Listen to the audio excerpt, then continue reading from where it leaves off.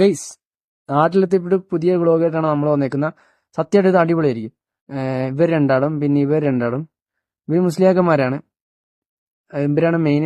ഞാനാണ് ഗ്രൂപ്പിലെ മെയിൻ. ഇത് ഞങ്ങൾ 5 ആൾക്കാർ. നിങ്ങളിങ്ങനെ പോയി പോയി പോയി പോയി പോയിക്കൊണ്ടിരിക്കുന്നു. ഇങ്ങനെ പമ്പിലെത്തി. ഇനി ഫുഡൊക്കെ കഴിക്കുന്നുണ്ട്. അപ്പോൾ ഫുഡ് കഴിച്ച് കഴിഞ്ഞിട്ട് ഇത് നൗഫിലെ ഡ്രസ്സൊക്കെ മുസ്ലിയാരുടെ ഡ്രസ്സൊക്കെ മാറിയിട്ട് ഇത് മൂത്ര വെച്ചിട്ട് വെള്ളമായിട്ട് നടന്നിരുന്ന വിഷയമാണ് കാണുന്നത്. ഞങ്ങൾ ഇവിടുന്ന് പാക്ക് ചെയ്ത് പോവാ.